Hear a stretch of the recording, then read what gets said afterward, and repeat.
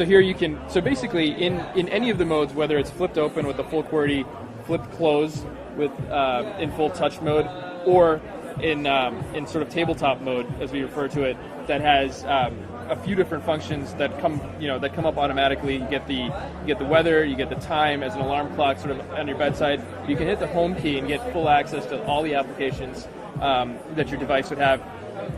One of which makes most sense in this mode is probably a video gallery or YouTube. You can play a clip. You can just click on here and set it down, whether you're on the plane or at your desk. Have the opportunity to use sort of the backflip with the backstrap capability, which is on the back of the device here,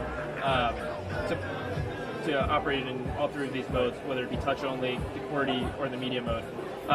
Some of the other things that obviously you have accessibility to when you're in this mode is blur.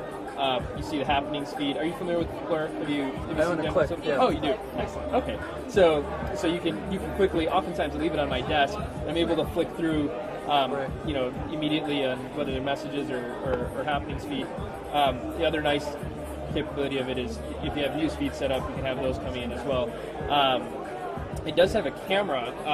That's a 5 megapixel camera. One of the unique things about it is it's on the keypad, right? So the benefit of that is when you're taking a picture, you can, let me fire up the camera application here. You can take a picture of someone, sort of see what I see sort of position here. Right. Or you could do a self-portrait and immediately put it up on blur, right? So you flip it back towards you, and you're able to now take a picture of yourself.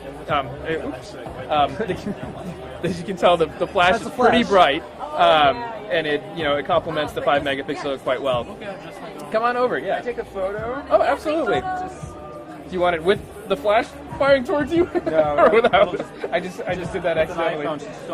Good freak. The other attribute of this that's very unique is this backtrack mechanism. Yep. So it's called backtrack. It's called backtrack, and effectively, what it is basically letting you operate the device in sort of a mouse or pointer sort of mode. So what you're able to do is, I can show you here on the main menu. You're able to swipe across the back of the device to scroll around on the menu, double tap to select something. Often very useful in sort of scenarios where you don't want to cover the screen with your finger as you're swiping through pictures, for example, because it ends up covering, where you can just swipe behind here and you can flip through quickly, different modes. It also is very helpful in the web browser scenario when you're scrolling through a web page trying to target specific areas. In addition to that, it's got camcorder mode. It's got a camera. It's 5 megapixel, ability to play. You have all the full suite of Google services. So you have YouTube, Maps. Complemented by Moto Blur, so you're able to update your status in one shot sort of thing across all your social networks. You can flick through here on the happening speed and get a sense for what's going on amongst your friends.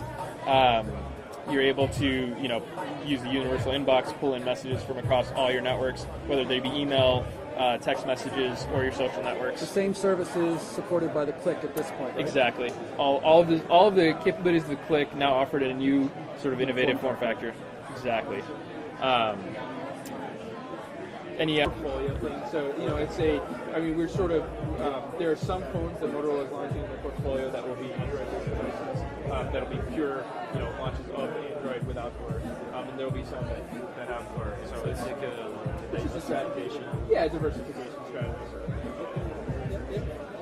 That would be really cool if we could actually download Blur and install it on Android. That's a cool idea. Yeah, no, it's something. App, right? Huh? It's an app. Well, it's a bit more than an app, right? Okay, so